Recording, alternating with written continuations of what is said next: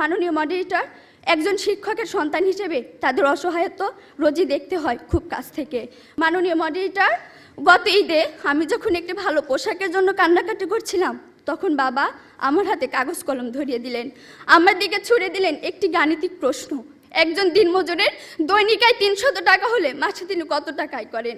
মাননীয় মডারেটর, মুখে মুখে বাবাকে জবাব দিলাম 9000 টাকা। বাবা আমার কাঁধে হাত রাখলেন, চুলের মাঝে হালতো বিলি কেটে বললেন, মা রে, তোর এই বাবা হাই স্কুলের শিক্ষক হিসেবে মাসে 8000 টাকা বেতন পায়। আমি কোনো প্রশ্ন করতে পারিনি বাবাকে, লজ্জায় বাবার মাথাটা নিচু হয়েছিল। পৌরাত্বের দ্বার প্রান্তে দাঁড়ানো বাবার বয়সী চোখ হতে খসে পড়ে জল। জানি না মাননীয় মডারেটর, আমার বাবার বয়সী চোখ থেকে খসে পড়া জল শিক্ষার মানকে কতটা টেনে তোলার যোগ্যতা রাখে। মাননীয় মডারেটর, এই যদি হয় শিক্ষাগুরুর জীবন, তাহলে একটা সময় হয়তো এদেশে আর কোনো শিক্ষকই পাওয়া যাবে না। এমন বাংলাদেশ আমরা কখনোই আশা করি না। মাননীয় মডারেটর, 30 লক্ষ লাশের একটি পাহাড় মারিয়ে আমরা বর্তমানে এসে দাঁড়িয়েছি। 2 লক্ষ মায়ের স্নেহের আঁচলে সাজিয়েছি দেশ।